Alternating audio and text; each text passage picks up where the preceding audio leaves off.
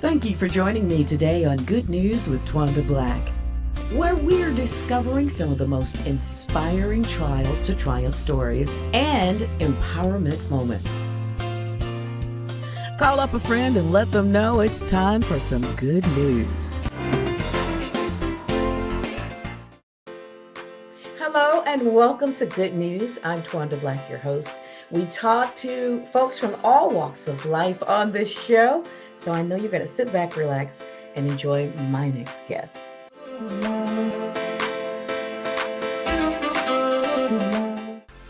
Joining me today is Rhonda Hight. She is a human resources training consultant, among other things. She's an author. She's a corporate trainer. You have to tell us what else you do, because you got coach. right. A corporate coach, actually, Yes. and certified in that as well. And she is also CEO of Let's Talk LLC. I met Rhonda, 25 years ago, Rhonda? I want to say almost 30, Twanda. Oh, at least that, but almost goodness. 30. Wow. And I've 28, actually. 28 came to years. one of your events, and I just loved your spirit and just your realness and all of that. And you know what? You haven't really changed. You've gotten smarter, but as far as you haven't changed. You are who you are, and I love that. Thank you. I love you. So let's talk about Let's Talk. Okay. Tell us about Let's Talk. Why did you create it? How did you get into this field? So I was working in corporate America as an HR professional, and I've always had an entrepreneurial spirit. I had tried other business endeavors that never really took off, and I was actually a member of Toastmasters at Coca-Cola, which is where I was working. And then Coke started, I say, pimping my talent, meaning they were using me to go out and give presentations and do training for some of their clients, especially the fountain sales clients. And I was not getting additional income and still had to do my regular 9-to-5 role. And I was on the road, and there was another speaker that was scheduled that day for one of their clients. And he was like, "This is the easiest $3,000 I ever made." And I was like, "Huh? $3,000? What did you just say? That's what they're paying you?" And so, ding, ding, ding, the idea was kind of born. And it was actually my ex-husband who convinced me that, yeah, you can do this. And he is actually the one that came up with the name of the company. So I started laying the groundwork the last 2 of the 7 years I was at Coke. And after I got my first, what I consider to be a big client, I tendered my resignation, and I have been doing it now. The company is 28 years old, but I have been doing this full time for the company will be almost 30 years old in 2 years. So 26 years full time. Time just starts running together, doesn't it? It does. That's how I got into it, and my vision, and this is how God is so awesome. Because my vision was I was going to be the next female Les Brown or Zig Ziglar. I was going to be selling out auditoriums as this, worldwide speaker. And that's not the type of work that was coming to me. The things people were asking me to do were asking me to draw on my HR experience for training, for consulting. And I am just very happy that I was obedient. And then Bishop T.D. Jakes says, fell into the place. And here I am, 28 years later. Oh, wow. That's a phenomenal story. And I know that you get to go and speak to all of these different kinds of industries and groups. And I can imagine that some folks, when they see you walk in, go, yeah, where did she come from and what's really going on? Yeah, I have been. How do you deal with that? Because that's just so interesting. I've been in those positions as well. Yeah. And it's just so funny to me. But how do you deal with that? And you kind of said it at the beginning. I'm just myself, and I say a prayer and ask God to cover me, and in some cases physically protect me, because I have been in areas where diversity is not exactly what they do, and ask Him to give me the right words and the right spirit, and I just, I'm just me. in those situations, I try to stay true to myself, but at the same time, I think that I'm also curious. So while I am teaching, whether it's through speaking, whether it's through training, I'm also a student in that situation. So even when I'm met with conceptual resistance or just resistance to who, Right. and I try to approach it from a place of curiosity. And that helps me to, number one, not be defensive. Two, not feel insecure in that environment, because it can be very intimidating when you walk into a room and you get that reaction that you just talked about, or you're the only one Right. in the room. Yeah. Yeah. I love it though. I've seen you do your training, and you are phenomenal at that. Yeah. So I noticed that here lately, and this is a big thing with corporate America, is diversity, equity, and inclusion. And you're now into that spot and that space. Yeah. And so talk about that for a moment. Yeah. Well needed, of course, but is it? And I took a course at Cornell just in this area. So is it really happening, or is it mouthpiece? So that's an interesting question, Twanda. I would say it's a little bit of both.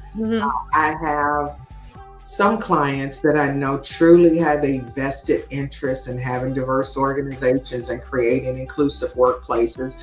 I have many others that I know we're checking the box, that it's the right thing to do. They're doing it to protect the reputation of their brand, or because, there was some uprising like last year with the murder of George Floyd. The phone started ringing off the hook and everybody wanted to do something in that space. At that time, people were more open to having some of the really hard conversations, like around bias and microaggressions and white privilege. What I have noticed in the year since George Floyd's murder is now that's not so much the case. They still want to invest, for whatever their reasons, in DEI work, but they have requested a return to covering the topic in a way that is comfortable for the majority. Right. And that part is a little disappointing to me, because I really had hoped that after last year that it really would the door for having these kind of conversations, because I think that's the only way there will be real growth and change in those areas, that door would stay open. But it is slowly closing, and let's go back to the very vanilla discussions of, hey, we value everybody and bring your authentic self to work. However, if your authentic self does not align with what the majority feel is acceptable, then people are still, facing issues in the workplace around diversity, seeking equity. And that's a big one. People often mistake equality for equity. They are two different things. Totally. And that whole inclusive environment is a little bit more cherry picked than, in my personal opinion, it should be. So I think it's a combination of both. There are some that are genuinely trying to make strides in those areas, and others are doing it because it looks good on their website and they don't want to see the price of their stock drop. Before I left corporate America, I was on the DNI team and watched as we, brought in people, and you were right. It was that just do enough, just here. We don't want to talk about the serious stuff because we don't want to offend anybody. No. And but I think one of the big issues as well during that time was that we had 4 generations of people working in one place, and everybody was different. Yeah. And so the traditionalists did not understand what was happening with and I call them the babies, but Mhm. the youngest ones who were 19, 20, 21, because, I worked in a media company. So we had young and we had the traditionalists. So our biggest issues were having that four generations Mhm. of people trying to work together and make it work when nobody understood anybody. Absolutely. And Mhm. that's still one of the bigger areas of diversity around generational differences. As you said, Mhm. these four groups, and even in that last group, you got some subsets. You got millennials, you got Gen Zs, Right. and there's differences even within those Mhm. groups. Mhm. So that is one of the challenges that a lot of organizations or people that manage multi-generational groups are having.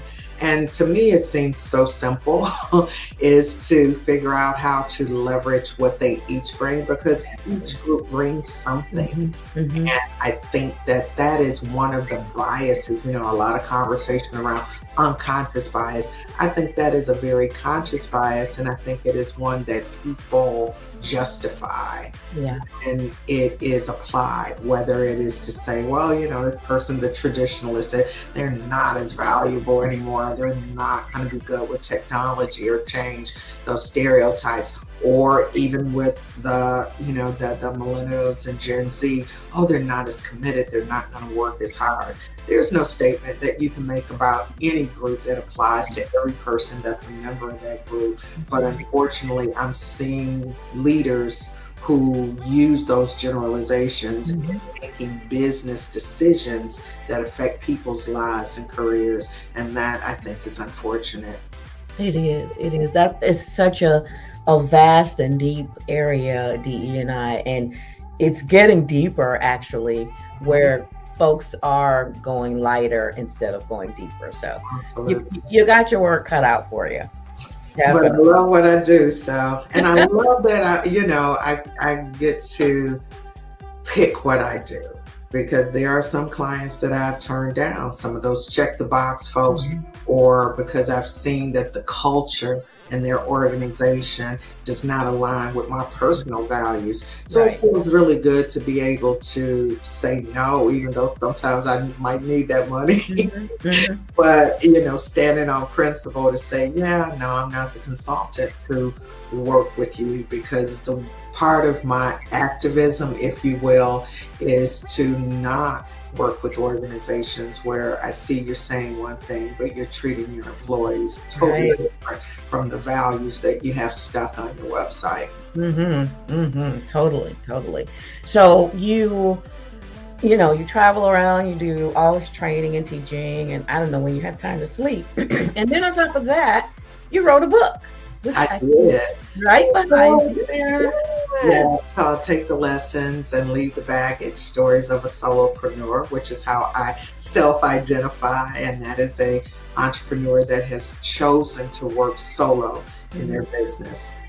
Hmm. Talk about the book. What are some good tips in there? So the book really is a compilation of my stories, and Hmm. stories, basically what led me to where I am now in terms of founding and running Let's Talk, but some of the things that I've learned in this business, like Uncle Sam will get his, is one of the chapters. It talks about the importance of having a good CPA and paying your taxes, because Yes. will come home to roost.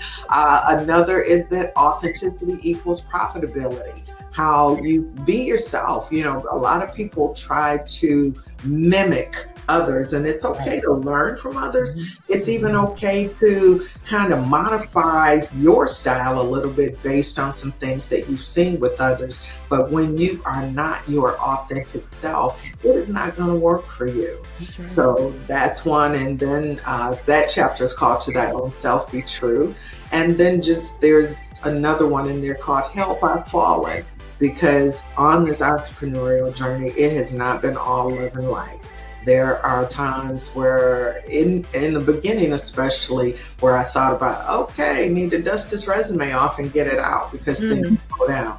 Or, I've had a couple of bad experiences with clients that made me pause and kind of step back. And so what are the things that you do? Because with a job, you're accountable to someone. Right. Work for yourself. If you decide I'm not going to work today, if you don't have meetings and such, or I'm not going to do the things that are necessary to keep my business in forward motion, who's going to push you to do that? So you have to have some type of get up and go, or find the things that help you to get up off the floor when you have fallen, because you will fall. It's not a question of if, it's a question of when, and you will fall multiple times. True. You got to be able to get back up. And what are some of the things that feed your spirit? Where are the resources, be they people, be they the word, be they activities that will help you to, okay, let me get up, let me keep on going. I took a little tumble, hurting a little bit, got some bruises, but let me dust it off and go. What are those things that will get you up? So we talk a little bit about this, that, and the other in the book. It's a quick read. I have gotten really good feedback on it because I write it. People say, I can just imagine you saying these things. You wrote it just like you talk. So I think it's a great book for anyone who is considering going into business or already in business. And I think even those that are corporately attached, there are lessons, some of the lessons that I've learned that are going to be helpful to them in their career as well. What, as a solopreneur, and what kind of people do you tend to have around you that are in your circle? You're gonna tell me. What kind of people do you have in People your like you, people like you, people that are positive, people that are connected to their higher power. Because I don't trust anybody that does not have a connection to God, and that's probably a broad statement, but individuals that are positive, individuals that are supportive, individuals that I can learn from. I am never the smartest person in my group. Right. I'm probably the least smart because I want to learn from the people that I'm around and gain different perspectives. Those are the type of people, the naysayers, the haters, those with bad energy, and that includes those that are related by blood. That's what I was going to ask you about family. Yeah. Yeah, you have to protect your peace. And you and I, because we've talked about this, it's been a journey for me to even get to this place where I'm not just talking about it, but I'm being about it, because my natural nature is as a giver. And one of the things I've learned is, as a giver, you really have to have boundaries, because takers don't have any. That's right. And you have to protect yourself. It is not okay to set yourself on fire to keep other people warm. It's not selfish to take care of yourself and to be dogmatic about protecting your peace. And whatever that looks like for each person, it's different.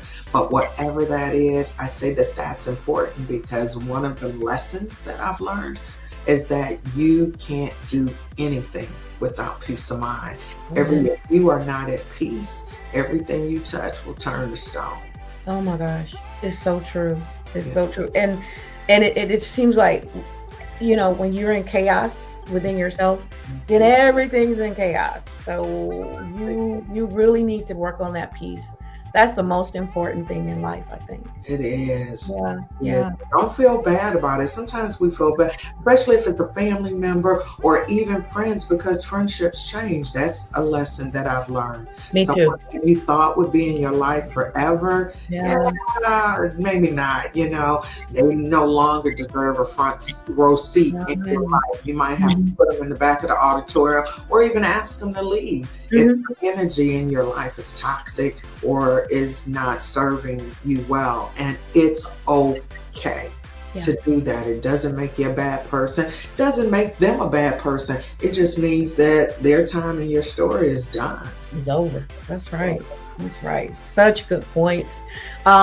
So tell everybody, first of all, how they can reach out to you for your services if they need you, and for the book as well. Yeah, well, the book is available on my website, which is where you would also reach out. There is an info and a contact tab at the website, which is www.letstalkllc.com. So that's LETSTALK LLC.com. If they'd like to call me, because I don't mind chatting, that number is 404-212-0239. All right. Just a wonderful conversation always, because you know you can talk, girl. Can I tell them follow me on social media? So you can follow me on Facebook at Let's Talk LLC, or on LinkedIn, also Let's Talk LLC, or Rhonda Hight, and on Instagram at Let's Talk LLC 25. All right. All right. All right. Well, look, we'll look forward to seeing more and hearing more from you. Is there another book in the works? Yeah, I actually am, kind of, sort of. The ideal is here. It has not made it to my laptop yet, but there is an idea that I'm working on. But one of the things I'm thinking about doing is a podcast.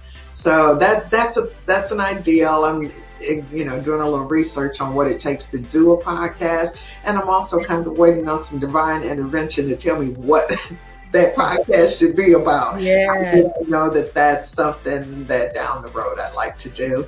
I am speaking to any women out there looking for empowerment on various topics. I will be a panelist at Empower Her Summit, International Women's Summit. It's been sponsored by the Chamber of Commerce, Jamaica Chamber of Commerce, Atlanta. You can go to their website for information. It's a free virtual summit. Hope to see some of y'all there. All right. All right. Love you. Love what you're doing. And life is great. Is what you make it. Rhonda Hight, CEO of Let's Talk LLC. Thank you for joining us today. Thank you, Twanda. It's wonderful seeing you, talking to you. All right, now, wonderful conversation with Rhonda Hight. You can connect with me if you want to email me at Twanda Black at thepgnetwork.org, or good news at thepgnetwork.org. You can watch the show via PGN TV on all digital streaming apps, or visit pgntv.org. Hey, we'll see you next time with some good news. All right. God bless.